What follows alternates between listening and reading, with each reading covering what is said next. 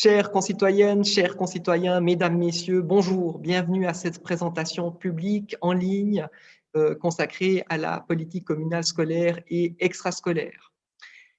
Vous n'êtes pas sans savoir que nous arrivons au terme de cette première législature. Un important travail a été engagé pour mettre en œuvre cette nouvelle commune fusionnée. Le domaine des affaires scolaires et extrascolaires n'y a pas échappé. Il faut dire que le cercle scolaire de Gibloux est un grand bateau, plus de 750 à 800 élèves selon les années, plus d'une quarantaine de classes, une septantaine d'enseignants auxquels il faut ajouter les thérapeutes et les autres intervenants, sans oublier les différents services qui gravitent autour des écoles. Je pense notamment aux accueils extrascolaires. Ce grand bateau, il faut l'accompagner pour appréhender au mieux les défis futurs, notamment le défi démographique, mais également la qualité des outils et des infrastructures mis à disposition des élèves et des enseignants qu'il s'agit d'adapter dans le temps en tenant compte aussi des nombreux développements législatifs cantonaux en la matière. Nous avons, depuis le début de la législature, procédé à un certain nombre de travaux qui ont fait l'objet notamment de 2 messages du Conseil communal, dont celui du mois de juin 2019. L'intégralité de ces documents ainsi que les résultats de la consultation qui en a suivi sont disponibles sur le site Internet.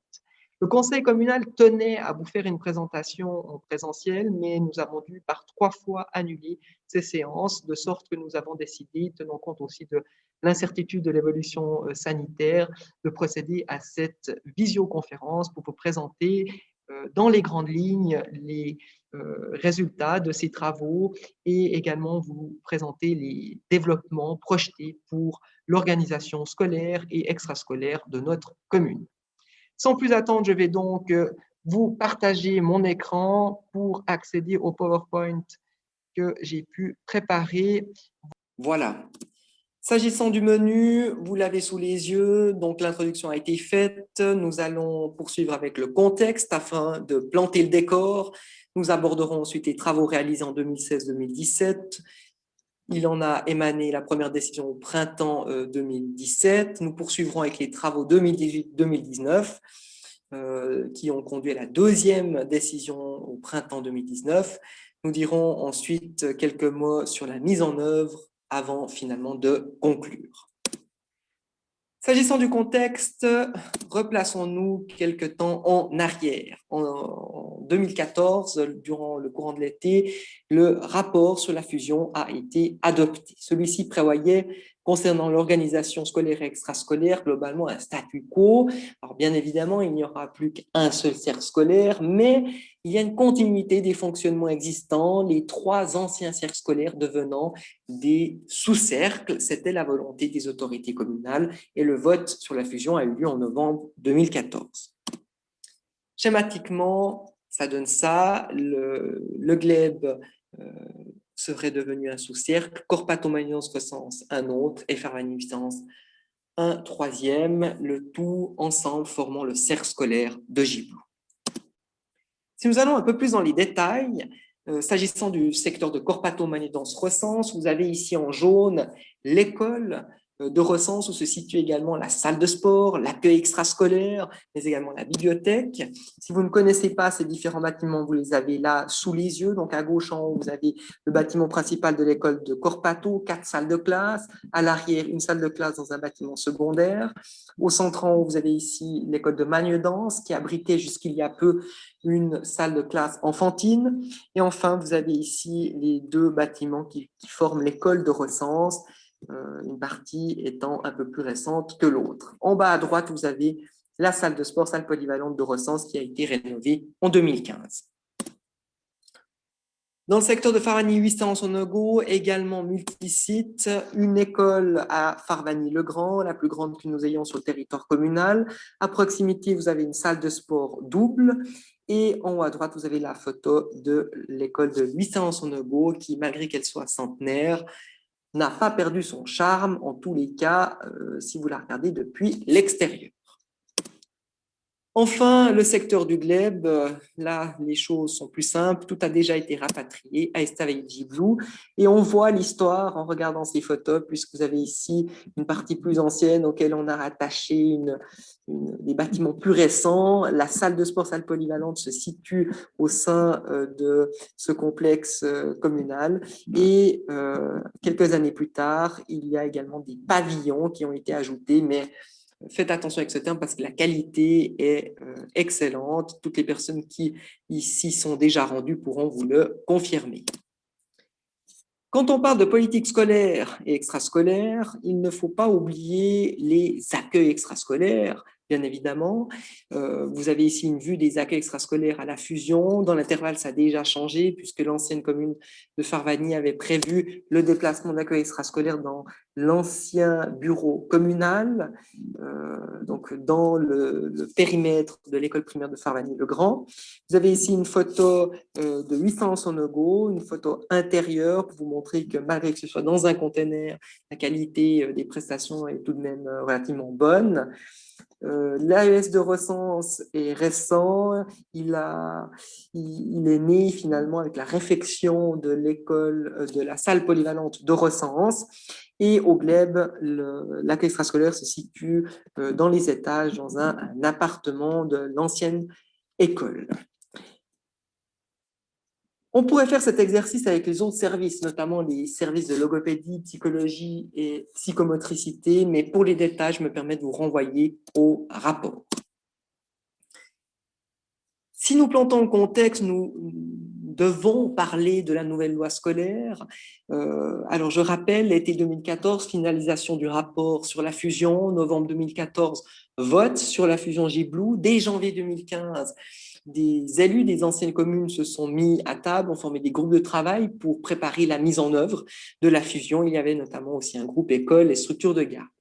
Au printemps 2015, patatras, l'ADIX nous communique l'application qu'elle entendait faire de la nouvelle loi scolaire, en particulier ses conséquences pour Gibloux. Un seul cercle scolaire ne formant qu'un seul établissement. Il en découle de nombreuses conséquences. Nous allons y revenir. Pour mémoire, la nouvelle loi scolaire est entrée en vigueur le 1er août 2015 et une année plus tard, c'est son règlement qui entrera en vigueur. La nouvelle loi scolaire comporte de nombreuses modifications. Vous avez ici quelques modifications principales qui touchent la commune, notamment les transports scolaires, à charge désormais des communes intégralement, les horaires scolaires avec une unification des horaires au sein d'un même établissement. Les autorités scolaires aussi ne sont plus les commissions scolaires, mais les responsables d'établissement, et il y a une nouvelle institution qui est créée, le Conseil des parents. On constate globalement que la politique cantonale tend au regroupement des locaux et des installations scolaires. Ça s'explique également par la notion d'établissement, cette notion centrale pour notre commune. Vous avez ici l'article 50 de la loi scolaire qui traite de cette notion d'établissement. Donc, dans l'alinéa 1, nous voyons que pour pouvoir être un établissement, il faut avoir minimum 8 classes complètes et durables. Entendez une 1H, une 2H, une 3H, etc. jusqu'à la 8H. L'alinéa 2 nous indique que du moment où il y a un établissement reconnu, il y a un responsable d'établissement qui est nommé.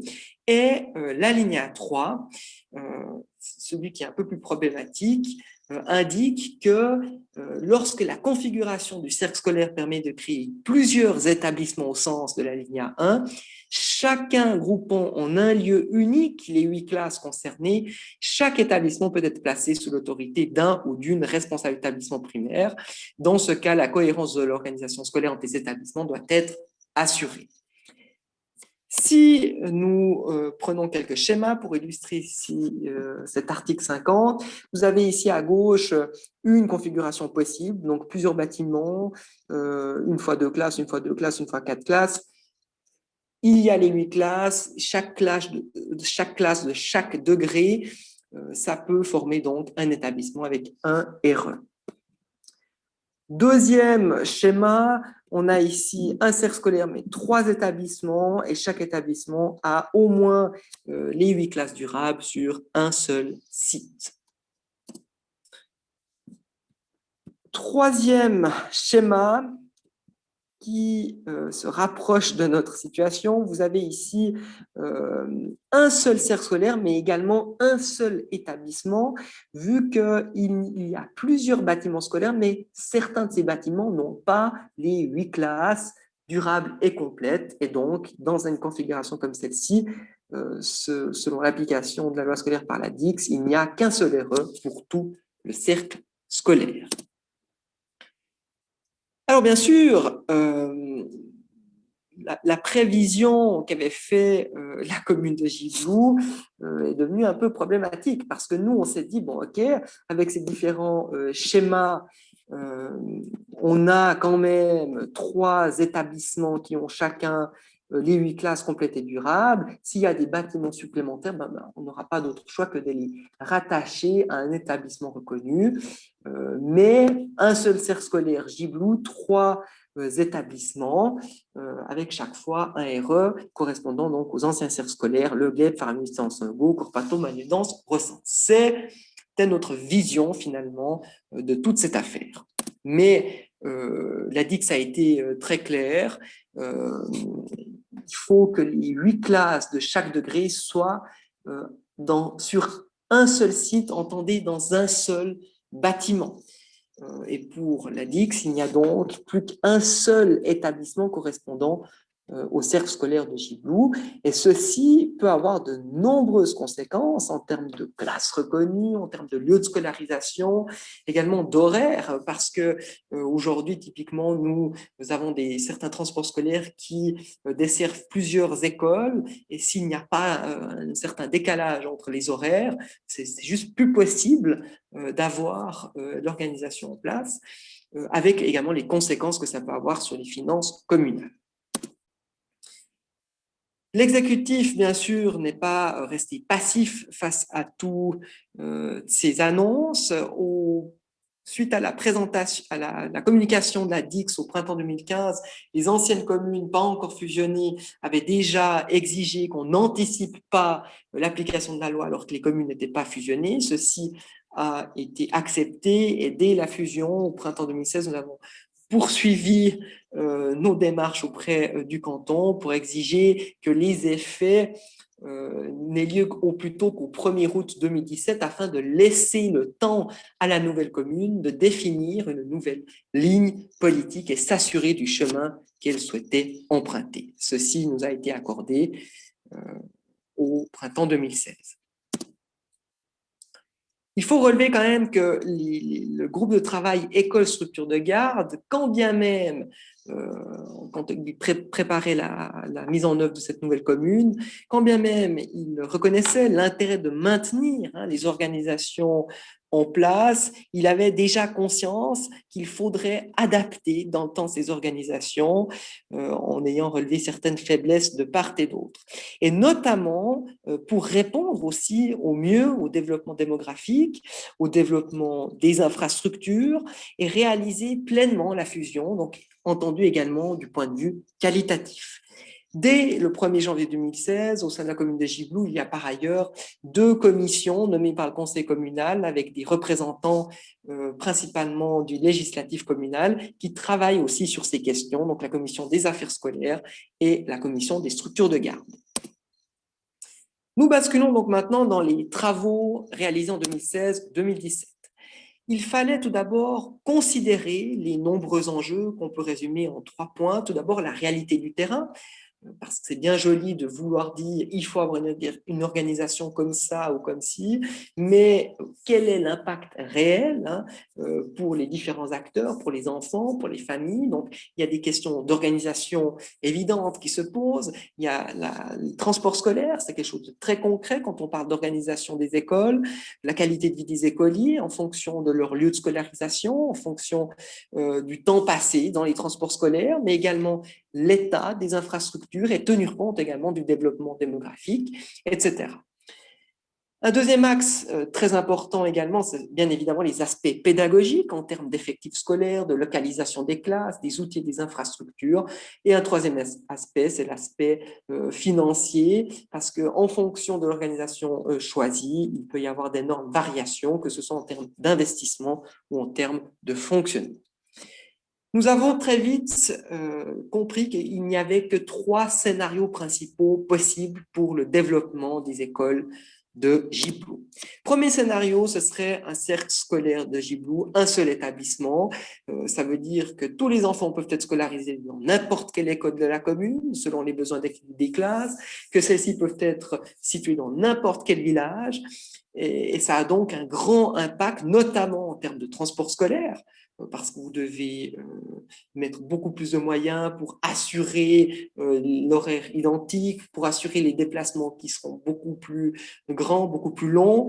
Ça a donc aussi un impact sur la qualité de vie des élèves, d'une part par rapport à la lisibilité de leur parcours scolaire, mais également pour le temps passé dans les transports, et également l'impact sur la vie familiale. Imaginez s'il y a 3, 4 enfants de familles différentes qui sont scolarisés dans des bâtiments à différents endroits de la commune. Et également en cas d'encadrement des élèves, excusez-moi pour la faute de frappe, en termes de suivi personnel, de vie à l'école, etc. Par ailleurs, le seul développement possible, si on voulait pérenniser cette politique, un cercle scolaire Gibloux, un établissement, ce serait de tendre le plus vite possible à la création d'un seul bâtiment scolaire pour tout Gibloux, à l'instar de ce qui se passe, par exemple, au cycle d'orientation. Un deuxième scénario possible, ce serait d'avoir un établissement sectorisé, donc conserver les anciens cercles scolaires avec les spécificités qui seraient gardées dans les grandes lignes, mais puisqu'il n'y aurait quand même qu'un seul établissement, il y a une grande harmonisation de l'organisation et des développements pédagogiques. Quelque chose qui a un grand impact également, ce sont les effectifs scolaires qui ne seraient calculés sur l'ensemble du cercle scolaire. Donc, il y aurait forcément des choix à faire pour des secteurs à péjorer, parce que si vous perdez 2, 3 classes de reconnaissance, ça voudrait dire que vous avez à un endroit X 15 élèves ou à un endroit Y 25 élèves. Comment politiquement défendre le fait que vous deviez sacrifier un secteur? On voit très vite les limites d'une telle politique. Une mesure tout de même serait possible pour contrebalancer cet effet, c'est de financer de manière autonome le maintien de certaines classes, mais avec des coûts bien sûr considérables en termes de fonctionnement. Par ailleurs, un tel scénario induit un développement de renforcement de la sectorisation, donc ça engendrerait des retards supplémentaires dans le renouvellement de certaines prestations, puisqu'on ne pourrait pas avoir une vue d'ensemble de nos infrastructures, mais on devrait réfléchir toujours par petits secteurs. Enfin, un troisième scénario, cercle scolaire de Gibloux, plusieurs établissements, mais celui-ci implique la suppression des écoles satellites avec la création d'établissements forts et durables. Ça nécessite aussi de pérenniser à long terme l'organisation scolaire. Ça donne une certaine autonomie aux établissements, ça leur permet de conserver les spécificités existantes, ça permet aussi une meilleure lisibilité du cursus scolaire et ça améliore également les prestations. Le développement possible de cette politique, ce serait bien sûr les renforcements des pôles scolaires avec ces fameuses suppressions d'écoles satellites. Mais bien sûr, il faut pouvoir lier dans ce scénario les implications financières et politiques au développement des infrastructures. Un enjeu également important qui a été travaillé lors des années 2016-2017, c'est la démographie.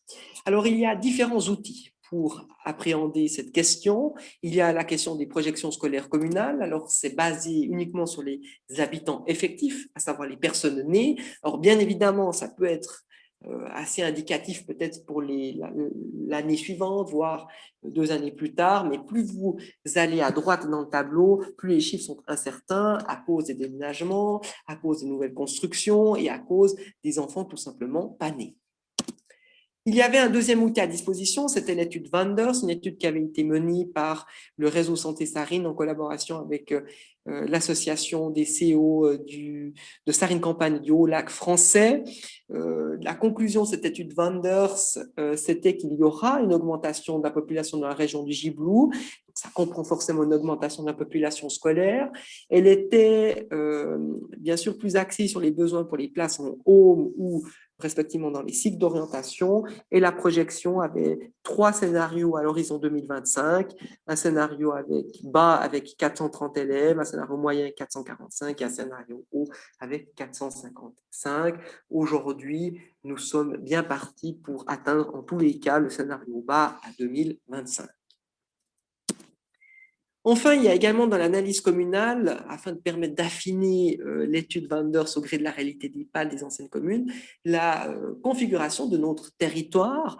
Et cette analyse, elle a confirmé une augmentation importante de la population au regard du potentiel de développement des différents villages, en constatant d'emblée qu'il y a des développements projetés très différents, un grand potentiel à Farvagny-le-Grand et Farvagny-le-Petit au vu des zones en vigueur, à Recense également, passablement de développement possible. C'était beaucoup moins le cas pour Huissan-Sonogo, Le Glebe ou Corpato dans les projections et analyses que nous avons fait 2016-2017.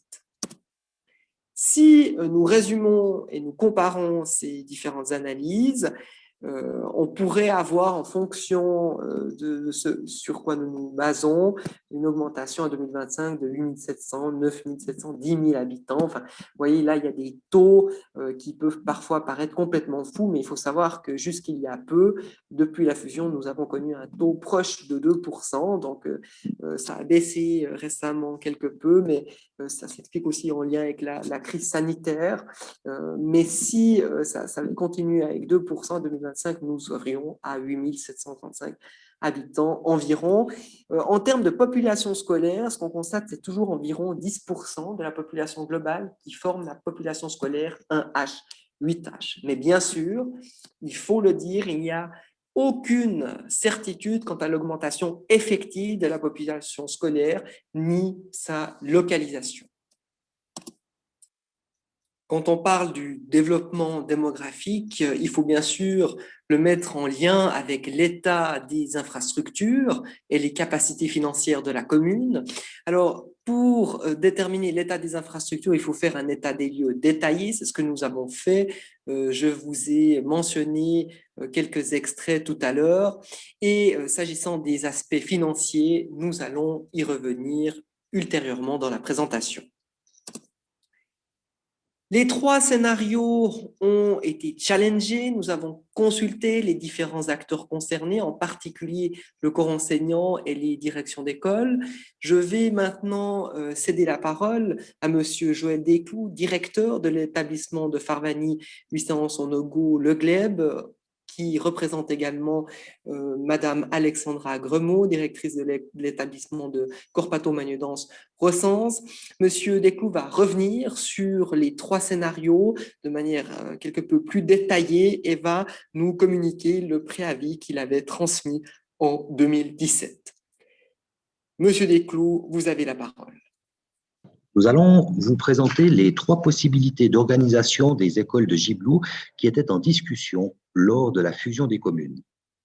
Cette présentation est le fruit d'une réflexion menée en collaboration avec les enseignants primaires de nos établissements suite à la fusion des communes ainsi qu'à l'introduction de la nouvelle loi scolaire de 2015. Vous trouverez donc sur les slides suivantes une liste de points positifs et négatifs pour chaque scénario. Sur la base de ces aspects et des diverses discussions menées, nous vous indiquerons en guise de conclusion la proposition qui est ressortie comme la plus avantageuse au niveau pédagogique, organisationnel et en accord avec la réalité de notre terrain. Tout d'abord, il est important de comprendre que l'introduction de la loi scolaire que vous avez sous les yeux ne nous permettait plus de garder le système qui était en vigueur avant la fusion des communes. Les 3 scénarios qui vont vous être présentés respectent chacun les principes de cette loi.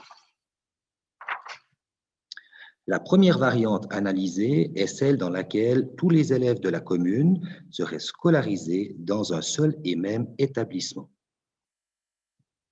Voici donc les avantages et les inconvénients de cette option.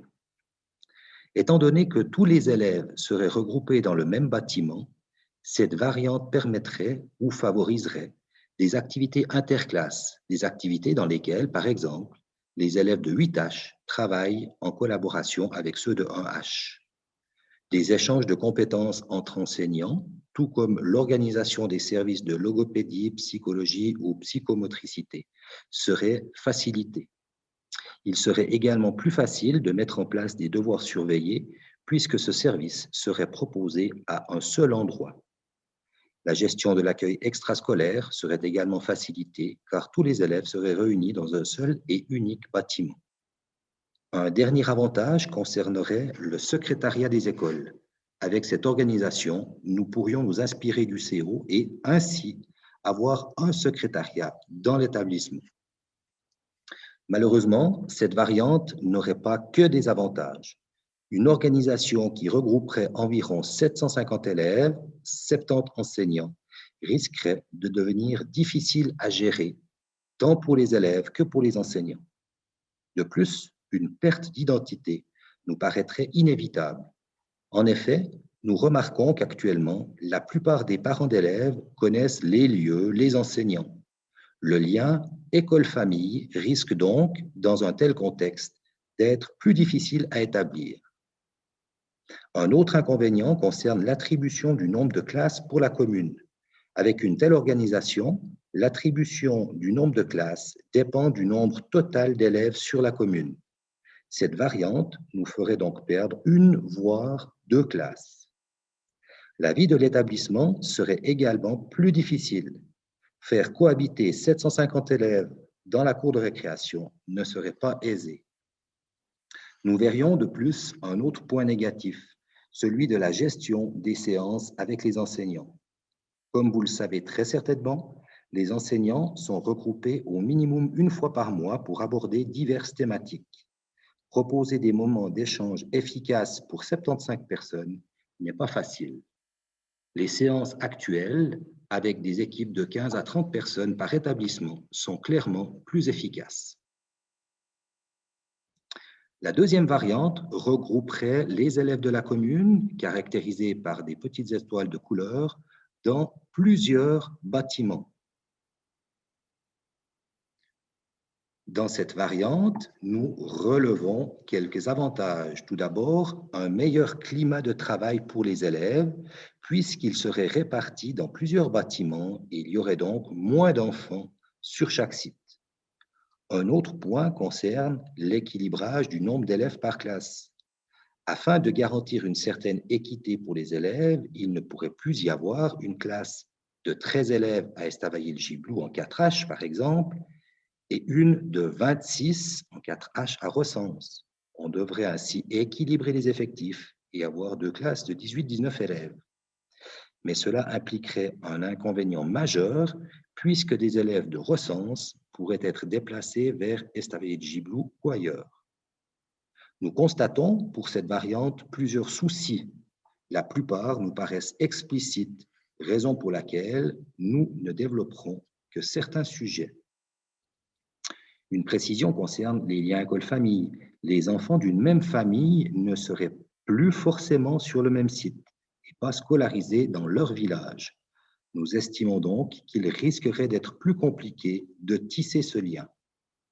Ensuite, l'organisation des devoirs surveillés devrait être mise en place sur plusieurs sites.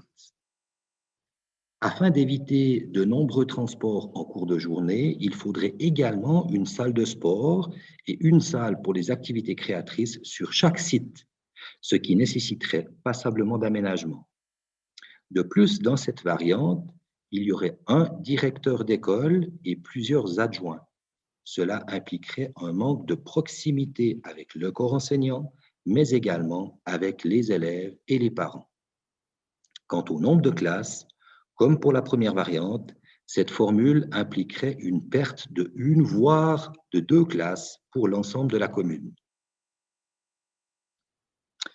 La troisième variante serait celle proposée sur le schéma. Elle regrouperait donc les élèves de la commune dans 3 établissements. Un à Recense, un autre à Farvagny et un troisième à Estavayer-le-Gibloux. Cette variante serait donc assez proche de celle que nous vivons actuellement, mais nous n'aurions plus d'école à Corpato ni à Huisternens-en-Ogo. Les enfants effectueraient donc la totalité de leur scolarité dans la même école ou le même établissement. Comme vous le voyez, cette variante nous paraît vraiment intéressante et nous n'y voyons aucun inconvénient notable. Nous pourrions ainsi bénéficier de plus de classes et chaque établissement pourrait être géré par un ou une directeur-directrice. La plupart des autres avantages ont déjà été décrits au préalable.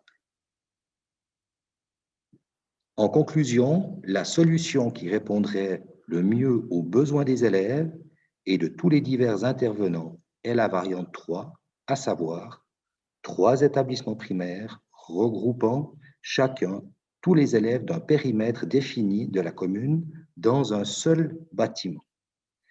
Nous sommes convaincus que cette proposition saurait ainsi favoriser dans les aspects pédagogiques, relationnels, organisationnels que budgétaires. Je vous remercie pour votre attention. Merci, Monsieur Desclous, pour votre intervention. Le constat est donc clair. Les directions d'école et le corps enseignant plébiscitent le scénario à 3 établissements pour les différents avantages relatés.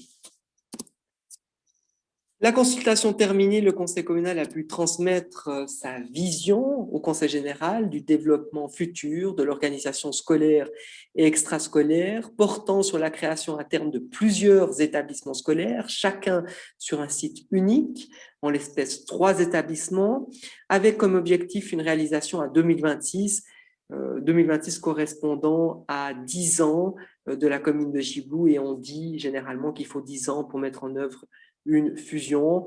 C'est un objectif qui nous semble tout à fait acceptable pour réaliser la fusion également sur un plan scolaire et extrascolaire. Le conseil communal avait donc dans l'idée de diriger les investissements pour tendre vers cet objectif, convaincu que c'est la meilleure option, tenant compte des différentes considérations, notamment le fait que les infrastructures actuelles sont pleines, une qualité disparate, qu'il est donc nécessaire de les développer de manière cohérente. Réaliser la fusion, c'est aussi développer de manière équitable les différents outils à disposition des élèves sur l'ensemble du territoire, y compris concernant le développement des structures de garde. Et l'option à 3 établissements est également la meilleure du point de vue de la qualité de vie des enfants, des aspects pédagogiques, comme l'a relaté M. Desclous tout à l'heure, et également sur un plan financier, nous aurons l'occasion d'y revenir. Cette vision du conseil communal, elle implique un certain nombre de travaux, notamment le développement des pôles scolaires, donc Estavayer, Gibloux, Farvagny-le-Grand et Recense. Pourquoi ces sites? Tout simplement parce que c'est à ces endroits-là que se situent les principales infrastructures construites. Cette vision du conseil communal implique également la suppression des écoles satellites, donc le rapatriement des classes de Huisternens-en-Ogo et de Corpato-Magnedans. Également la construction d'une salle de sport, ça c'était évident au vu du développement démographique, mais il s'agissait encore de définir où la construire, et donc tenant compte de cette vision, c'est à Farvagny-le-Grand qu'il est le plus pertinent de faire cet agrandissement en l'occurrence, donc transformer la salle double en salle triple. L'agrandissement de l'école d'Estavayer-Gibloux était toujours au programme, tenant compte des projections scolaires de l'ancienne commune du Glebe, et le conseil communal n'a pas fermé la porte à un plus long terme à l'éventuelle création d'un 4e établissement qui pourrait être envisagé au vu des futurs développements de l'aménagement du territoire sur Gibloux. Mais là, nous parlons donc d'un nouveau pôle, de la mise en œuvre de ce nouveau pôle, et tenons compte de la situation actuelle en termes d'aménagement du territoire, il nous semble peu probable qu'avant un horizon de 30 ans, qu'une telle option soit possible. Quelques premières considérations s'agissant de la planification financière.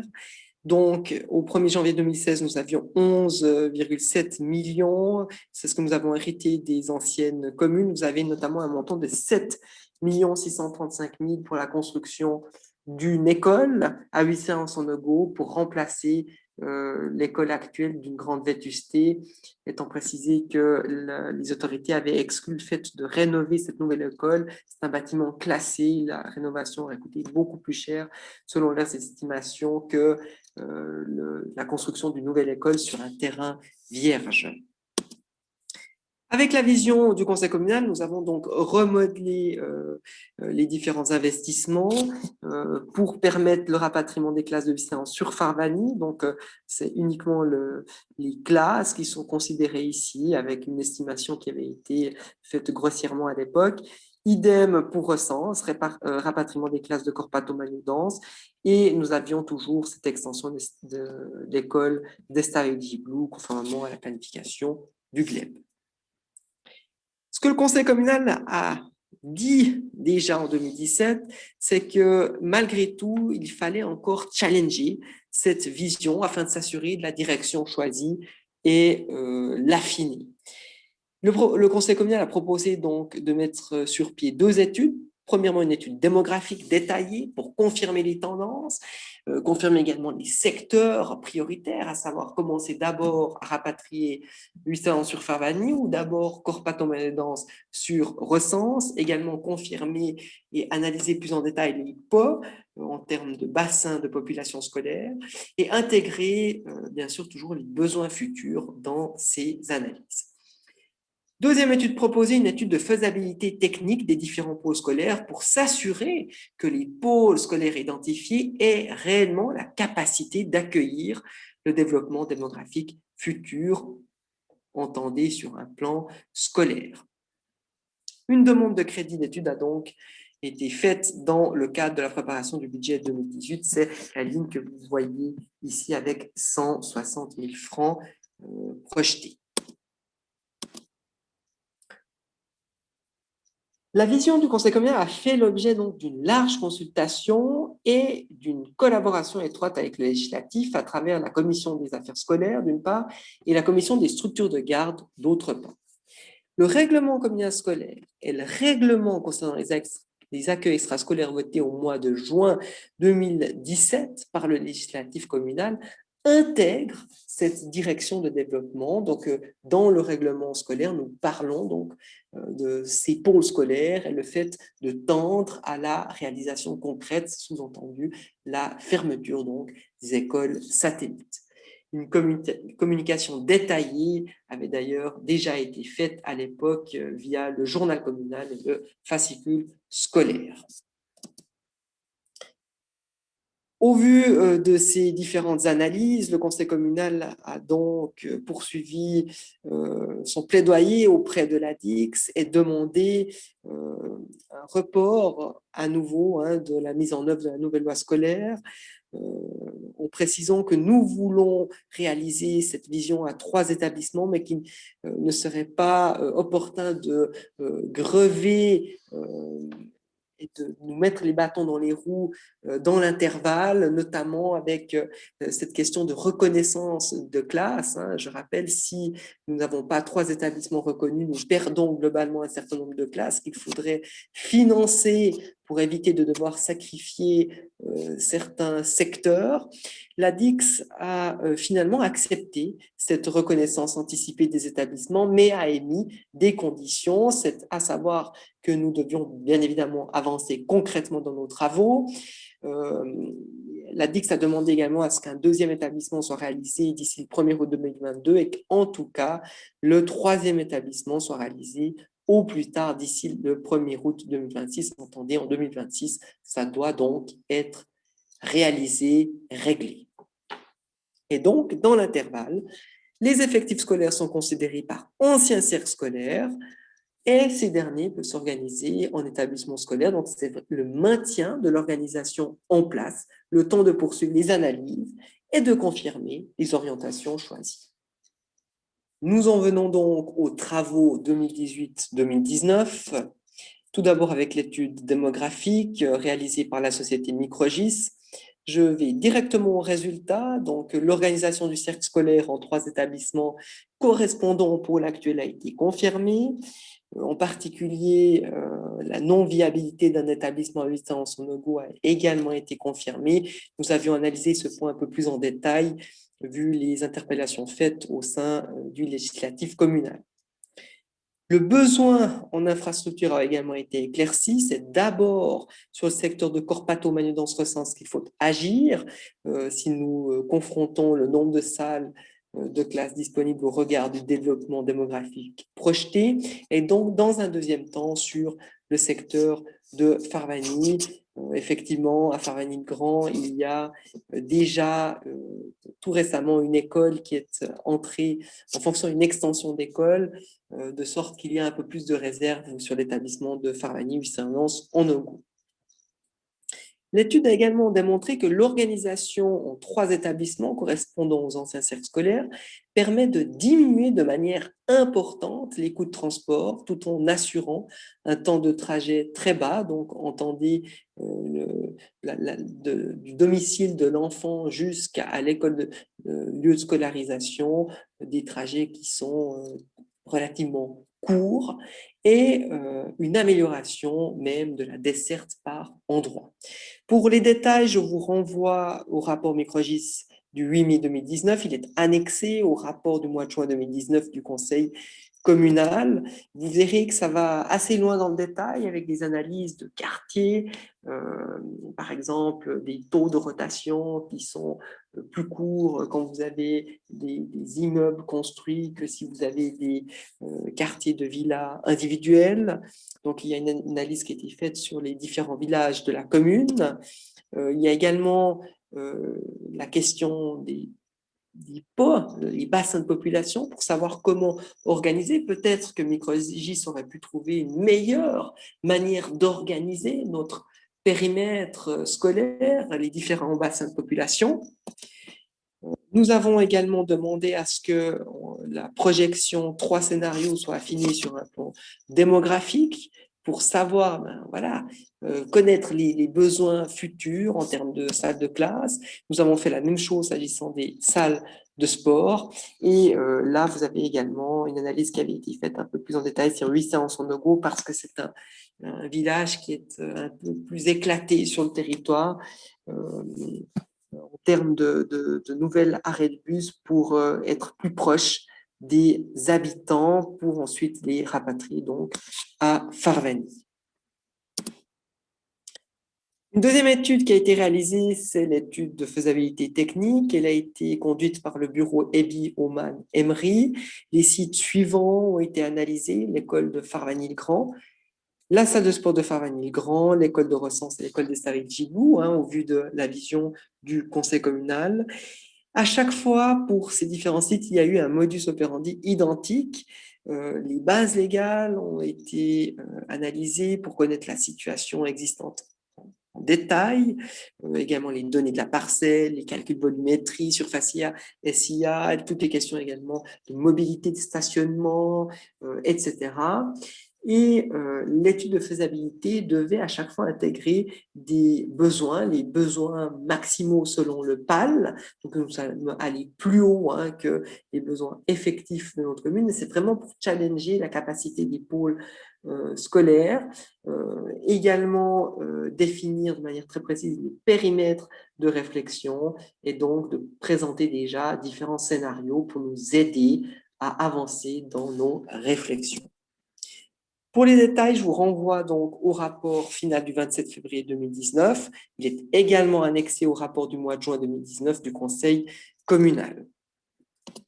Je passe quand même quelques éléments en vitesse. Donc, vous voyez qu'il y a différentes analyses qui sont faites. Là, vous êtes sur le site de Farvagny-le-Grand, mais ça va bien sûr de manière quand même assez détaillée pour vraiment connaître les contraintes et opportunités des sites, et pour essayer d'anticiper tout problème éventuel, également les questions de mobilité, de stationnement qui sont importantes, notamment le lien avec les arrêts de bus scolaires. Donc, nous avons donc donné une liste de besoins, comme je l'ai dit, estimé plutôt sur un potentiel maximal au regard du PAL.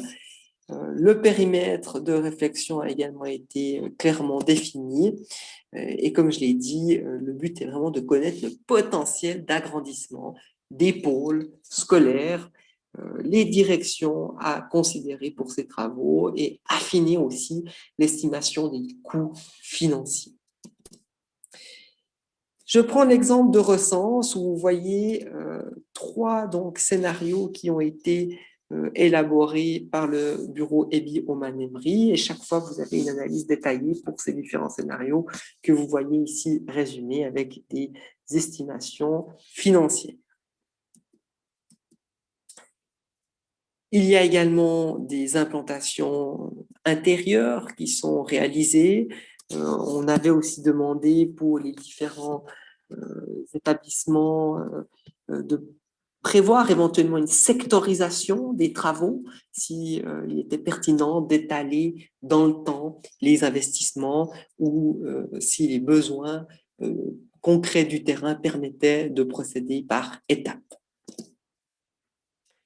Nous avons aussi intégré la question des accueils extrascolaires, notamment là vous avez une vision du scénario 2 sur le site d'Estavé Djiblou et également les salles de sport, respectivement la salle de sport de Faragny-le-Grand, où là nous avons prévu une extension du côté du terrain de faute, parce que selon les limites de construction qui ont changé avec les limites de protection des ruisseaux, etc., un agrandissement sur le côté est paraît moins probable. Donc, nous avons pris le scénario le plus pessimiste pour aussi intégrer le scénario le plus pessimiste dans nos coûts, mais cette analyse a montré que c'était tout à fait envisageable d'étendre la salle de sport du côté du terrain de football, donc du côté ouest. Les travaux 2018-2019 ont également porté sur les implications et les autres considérations pour s'assurer, encore une fois, des différentes opportunités et contraintes. Et nous avons confirmé le fait que le scénario avec 3 établissements était le meilleur. Si je passe tout d'abord en revue quelques points concernant les écoles, donc l'étude technique a confirmé la possibilité d'extension permettant d'absorber le développement démographique futur. C'était une validation absolument nécessaire pour nous. Le regroupement des locaux scolaires va également dans le sens de la législation cantonale. Il faut dire que la situation actuelle n'est pas idéale. Le fait de ne pas pouvoir avoir toutes les mêmes classes d'un même degré dans un même bâtiment, le fait de devoir prendre le bus sur le temps scolaire pour aller au sport, aux activités créatrices, etc. Le scénario à 3 établissements donc, favorise aussi les aspects pédagogiques et organisationnels, donc favoriser les échanges de compétences, les échanges interclasses, favoriser également les contacts entre le personnel enseignant, les thérapeutes, les différents intervenants, faciliter aussi l'organisation pour la direction d'école, pour la commune. Donc, c'est des points supplémentaires qui plaident en faveur de 3 établissements. Ce scénario permet également de supprimer les écoles satellites. Or, celles-ci offrent des prestations disparates et par endroits très vétustes. Le conseil communal a d'ailleurs dit que l'affectation scolaire de l'école de Buisson-Sonogo est proche de son terme. On va pouvoir faire encore quelques années, mais il est vrai que nous devons aussi assurer une certaine équité en termes d'outils, de prestations mises à disposition des élèves sur l'ensemble du territoire. Il faudra également tenir compte des besoins concrets pour réaliser les travaux futurs, y compris les salles spéciales et autres salles annexes. Et je le rappelle, l'étude Microgis a indiqué qu'il fallait débuter par le secteur de Corpato-Maillot-Danse-Recense. Les applications et considérations concernant les services de logopédie, psychologie et psychomotricité scolaire plaident également en faveur de 3 établissements. Il y aura une meilleure gestion des services de manière générale. Les services sont actuellement passablement dispatchés, ce qui sera corrigé avec le renforcement des pôles scolaires. L'amélioration de la collaboration entre les thérapeutes sera évidente puisqu'ils seront tous sur le même site. Idem s'agissant de la collaboration entre les thérapeutes et les enseignants, et ça permettra aussi de nouvelles perspectives de prise en charge, notamment avec la possibilité de mettre en place des groupes, etc. La problématique des projets législatifs en cours doit aussi être considérée. Il est possible qu'à l'avenir, nous devions, nous, communes, prendre en charge les transports de l'élève pour les SLPP sur le temps scolaire. Donc, c'est quelque chose que nous n'aurons pas à faire ni à assumer financièrement si nous sommes organisés en établissement scolaire. S'agissant des structures de garde, donc nous veillons toujours à assurer une capacité d'infrastructure pour faire face à l'augmentation de la fréquentation. Nous prévoyons 2 types de travaux. Donc, tout d'abord, la suppression de l'AES de 800 Sonogo qui devra être rapatriée à Farvagny-le-Grand, vu que l'école de 800 Sonogo ne sera plus affectée à l'usage scolaire. L'AES de Farvagny-le-Grand, par contre, ne nécessitera pas d'agrandissement, vu que, en tout cas pas à court et moyen terme, étant donné qu'il a la capacité d'absorber ses futurs effectifs. Sortir des besoins scolaires, l'école de Corpato pose aussi la question de son utilisation future, et le conseil communal a dit qu'il voulait en tous les cas conserver ce périmètre comme centre de village et veut réaffecter l'école de Corpato en crèche. Ça permettra d'anticiper aussi les besoins en place de crèche. Il faut savoir qu'aujourd'hui, nous sommes avec la crèche La Marelle sur 2 sites, un à Farvagny, un à Grangeneuve, et nous voudrions rapatrier le site de Grangeneuve à Corpato. Ça permettra de débloquer des cellules supplémentaires le jour où nous aurons besoin de places supplémentaires. Nous approchons d'un taux d'occupation quand même chaque année toujours plus élevé, selon ce que nous transmet la crèche La Marelle. Et ça nous permettra aussi de faire un gain net en termes de charges de fonctionnement, puisqu'aujourd'hui, nous devons payer des loyers à l'Institut agricole de Grangeneuve. En termes de transport scolaire, je renvoie à l'analyse Microgis. Je rappelle qu'en sus d'une organisation optimale des transports scolaires, la mise en œuvre des pôles scolaires permet aussi d'économiser sur les trajets annexes. Donc, quand vous allez du bâtiment scolaire à la salle de sport, à l'AES, à la bibliothèque, etc., mais également sur les raccords. Donc, quand vous devez réunir les différents bâtiments d'un même établissement, voir les échanges qu'il y a entre les établissements, les transports scolaires usuels également. Donc, voilà, différentes améliorations qui seront possibles avec une organisation en 3 établissements. Ça permettra aussi d'optimiser les transports scolaires, puisque nous sommes aujourd'hui, dans l'organisation actuelle que nous avons héritée des anciennes communes, nous arrivons à bout de souffle et nous devons donner une nouvelle dynamique au transport scolaire. Le fait d'avoir 3 établissements, ça permettra toujours de se poser la question de l'opportunité d'avoir un transport dédié, sous-entendu un transport privatif, voire de favoriser aussi une mixité avec les transports publics. Ceci est rendu possible du fait que les horaires des établissements ne doivent pas être identiques. Si nous n'avions pas ces 3 établissements, mais un seul établissement, nous devrions avoir un horaire identique, et donc là, ce serait beaucoup plus compliqué et beaucoup plus onéreux d'organiser les transports scolaires.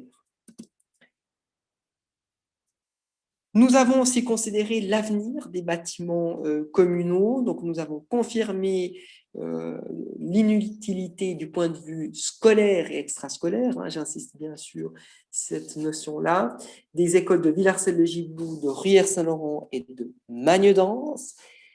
Nous projetons la réaffectation de l'école de Corpato donc en crèche. Et s'agissant de la réflexion de l'école de 800 Sonogo, celle-ci devra être discutée avec les acteurs concernés. Ce sera peut-être l'occasion de redonner certains locaux aux salles, aux sociétés de 800 Sonogo, éventuellement rapatrier l'école maternelle à l'origine de 800 Sonogo sur le village, pourquoi pas la bibliothèque, ou de permettre les locations de la salle ménagère à la population, etc. Il faudra bien sûr mettre toutes ces réflexions en lien avec les autres éventuels développements d'infrastructures envisagés à 800 Sonogo, mais disons, ça donne une marge de réflexion et des possibilités pour le développement futur de notre commune sur ce secteur de 800 Sonogo. Donc ça, ce sera les travaux de la législature 2021-2026. Nous en venons maintenant aux aspects financiers, cette fois de manière un peu plus détaillée. 3 établissements, c'est également le scénario le plus pertinent sur le plan financier. Je vais essayer de vulgariser, de faire au plus simple. Donc, une politique de sectorisation, scénario 2, impliquerait des charges de fonctionnement, donc des charges que nous avons chaque année importantes, des montants que nous économisons avec une politique de 3 établissements, donc une politique du scénario choisi. En effet, dans le scénario 2, vous avez un certain nombre de charges que vous n'aurez pas dans le scénario 3, à commencer par la compensation des classes perdues. En fonction des classes, ça peut coûter 120 000, 150 000, 180 000 francs par classe, hein, selon les degrés, pour compenser ces classes perdues qui, je le rappelle, permettent d'éviter de devoir sacrifier un enfant d'un village X avec tout le problème que ça peut poser sur un point de vue politique pour justifier ce sacrifice. Donc, ces coûts pour financer ces classes perdues doivent être assumés chaque année. Donc, c'est chaque année qui devrait être dépensé ce montant, donc estimé ici à 300 000, environ 1 à 2 classes chaque année. Ça correspond d'ailleurs à ce que nous avons dans les projections démographiques pour ces prochaines années ou ce que nous avons eu les années précédentes. Le fait de rapatrier l'AES de 800 en son logo permettra aussi de faire des économies puisque nous n'aurons plus les locaux à entretenir ni les imputations de ces bâtiments dans les comptes. Le rapatriement de la crèche de Grangeneuve permettra aussi d'une part d'économiser les loyers que nous versons à Grangeneuve, mais aussi d'encaisser la part que paye la commune d'Hauterive. Au lieu de la payer à Grangeneuve, ils vont la payer à nous. Donc, ça va améliorer structurellement nos charges de fonctionnement. Et les transports scolaires, selon l'estimation Microgis, de grandes économies pourront être faites. Une estimation basse, c'est en tout cas 100 000 francs, peu importe les scénarios choisis. Et puis ensuite, bien sûr, on pourrait ajouter tout un certain nombre d'autres économies, notamment en lien avec la facilitation de la gestion des écoles au sein de notre commune. Donc, nous pouvons estimer à environ 500 000 francs. Bien sûr, des années, ça pourrait même être plus, hein, ça pourrait être 600 000, 700 000 selon le nombre de classes perdues que nous devrions financer, mais disons, prenons 500 000 francs en moyenne de montant que nous économisons si nous évoluons avec 3 établissements. Nous en arrivons donc à la deuxième décision du Conseil communal au printemps 2019. Donc, le Conseil communal a rendu son deuxième rapport en juin 2019. Il a confirmé l'orientation choisie pour les différents motifs que j'ai pu évoquer, donc à savoir 3 établissements correspondant aux 3 pôles scolaires actuels, Estavayer-Gibloux, Farvagny-le-Grand et Recense, et en particulier constat de la non-viabilité d'un 4e établissement au regard du PAL actuel.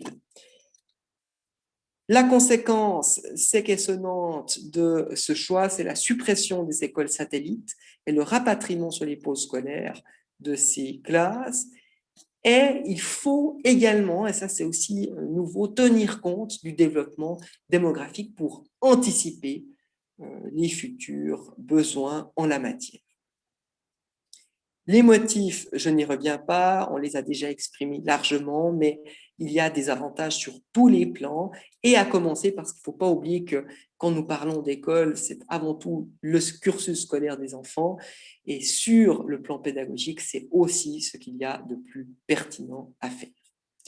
Et l'objectif de la fin de la législature, excusez la faute de frappe, c'est l'élaboration d'un plan directeur des écoles et des structures de garde pour basculer clairement maintenant dans une phase de mise en œuvre avec les objectifs très clairs à suivre, avec un calendrier et des échéances pour mettre en œuvre cette politique scolaire et extrascolaire de Gibloux.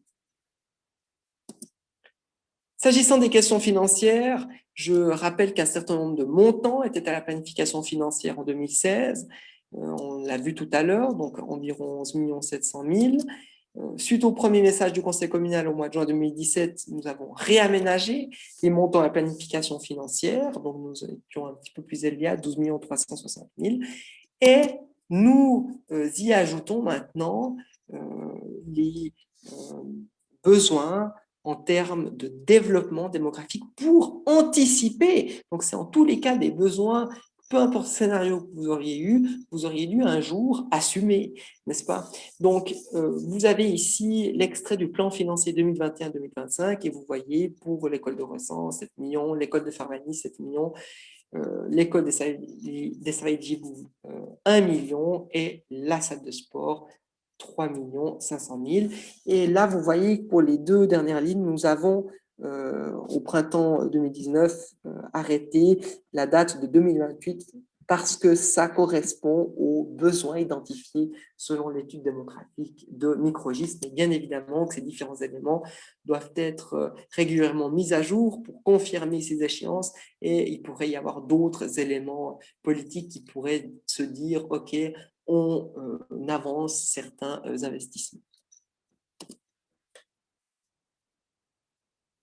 Cette question financière étant importante, je me permets encore de rappeler que la politique de sectorisation, elle implique, elle aussi, de toute façon, des investissements tout aussi importants, sans permettre pour autant de répondre aux défis qui vont se poser à notre commune. Si nous reprenons la politique de sectorisation avec donc une construction d'une école, par exemple, à 800 en Sonogo, la salle de sport qui va avec, et que nous y ajoutons les coûts de fonctionnement, mais répartis sur 10 ans, nous aurons dépensé en tout cas plus de 16 millions et nous n'aurons pas tenu compte des besoins liés à la vétusté de certaines infrastructures. Par exemple, à Corpato, il y a quand même certaines classes qui sont plus vétustes, ni au développement démographique, y compris en termes de salle de sport, puisqu'à Farvagny-le-Grand, la question d'une salle de sport se posera peut-être, alors elle se poserait dans un scénario où une salle de sport est construite à distance de Go, peut-être pas autant rapidement que dans les années 2020, mais quand même, dans les années 2030, la question se poserait. Donc, ce sera à nouveau des dépenses qui ne seraient pas considérées dans cette vision avec une politique de sectorisation. Et donc, la conclusion, c'est qu'après 10 ans, une politique sectorisation coûtera donc toujours plus cher. Inversement, avec une politique par établissement, nous avons tout réglé. On répond ainsi aux défis démographiques et l'organisation est plus optimale de tout point de vue.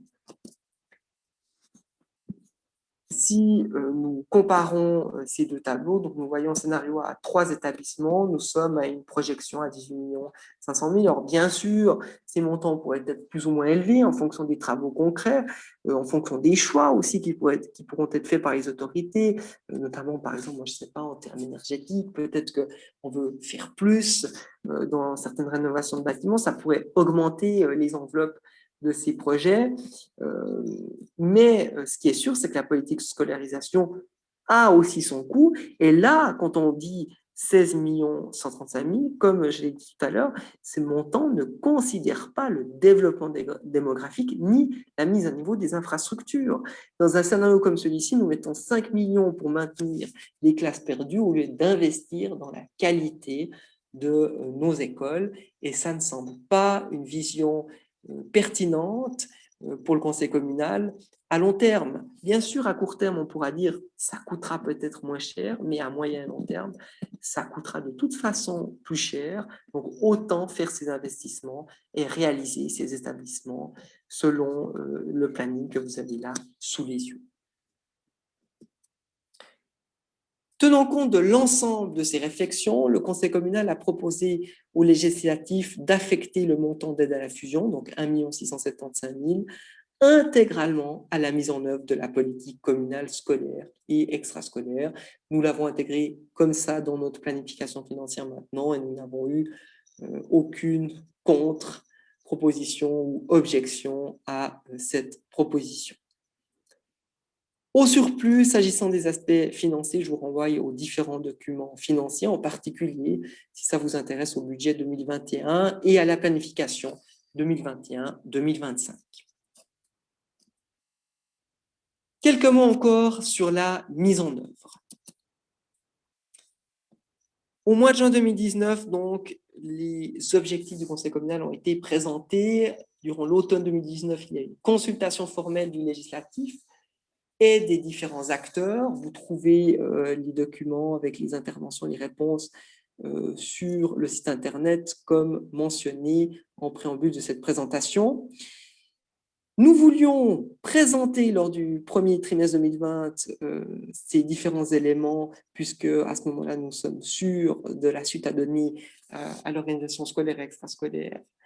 Mais nous n'avons pas pu maintenir ces informations publiques pour les raisons que nous connaissons toutes et tous que trop bien, malheureusement.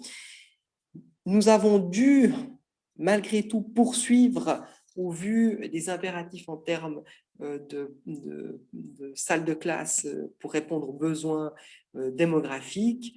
Nous avons donc dû poursuivre les travaux. Au printemps 2020, nous avons constitué une commission de bâtisse pour l'extension de l'école de Ressens et de manière générale, les questions de politique de mise en œuvre continueront à être travaillées par le Conseil communal avec les préavis de la Commission des affaires scolaires, la Commission des structures de garde. Et comme je l'ai dit, il y a l'objectif d'approuver avant la fin de la législature un plan directeur des écoles et des structures de garde. Bien sûr, ce plan directeur devra considérer aussi toutes les mesures d'accompagnement qu'il faudra prendre. Ce n'est pas anodin, malgré tout, de fermer une école, mais il faut quand même rappeler que pour les élèves premiers concernés, qui fréquentent déjà tous les pôles scolaires, il n'y a pas vraiment de nouveauté. C'est plutôt en termes de transport scolaire et de qualité des bâtiments qu'il va y avoir des changements.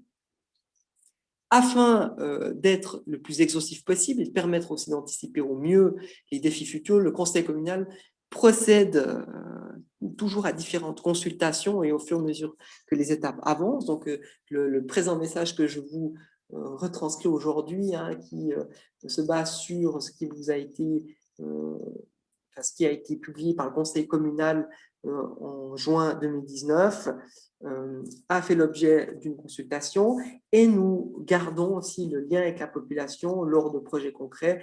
Si demain, nous devons annoncer la fermeture, cette fois avec un calendrier connu d'une école, nous allons aussi discuter des mesures d'accompagnement à prendre. Éventuellement, ça pourrait conduire à augmenter le nombre d'arrêts de bus ou qu'en sais-je. Toutes ces questions d'accompagnement seront considérées, discutées. Et également, lors de projets concrets, le fait de pouvoir avoir différents avis permet de s'assurer de faire les choses de manière cohérente et pertinente. Dans les travaux réalisés, deux points que je peux encore vous préciser. Concernant l'extension de l'école de Ressens, donc un crédit pour un mandat d'études parallèles a été voté à l'automne 2020. Les résultats seront début mars. Il y aura une exposition publique durant le mois de mars. Il y aura un tout-ménage qui sera publié à cette occasion. Sachez que ce sera en principe dans la semaine du 14 mars, mais les détails vous parviendront donc par tout ménage comme mentionné. Puis, il s'agira de poursuivre les démarches avec le crédit de construction et de réalisation. Le calendrier sera mis à jour à la fin du printemps 2021. S'agissant de l'école de Magnedanse, cette école, comme j'ai pu le mentionner tout à l'heure, a d'ores et déjà été rapatrié et le bâtiment devrait en principe être vendu vu qu'il n'y est plus considéré y avoir le moindre besoin en termes communal pour ce bâtiment, mais ça devra encore être discuté et validé par le législatif. Nous arrivons au terme de cette présentation. Pour citer Fayolle, prévoir, c'est à la fois supputer l'avenir et le préparer. Prévoir, c'est déjà agir. Voilà l'esprit dans lequel nous avons inscrit notre action durant cette première législature, avec ici la vision du futur des écoles de la commune de Gibloux, horizon 2026, 3 pôles scolaires disposant de toutes les infrastructures nécessaires. Chaque école profite de locaux de qualité et comprend un accueil extrascolaire. Les élèves bénéficient ainsi d'une prise en charge globale et optimale. Cette présentation est maintenant terminée. Elle avait pour but de vous résumer les travaux réalisés lors de cette première législature. Nous avons conscience que cette présentation peut tout de même soulever un certain nombre de questions ou de remarques. N'hésitez pas à nous les transmettre jusqu'au 15 mars 2021, soit par courriel admin.scolaire@commune-giblou.ch ou par courrier à l'adresse administration scolaire et extrascolaire, case postale 70, route de Fribourg 5, 1726, Farvagny-le-Grand, avec la mention questions info publique. Je rappelle encore que l'ensemble de la documentation est disponible sur le site internet ou sur demande à l'administration communale.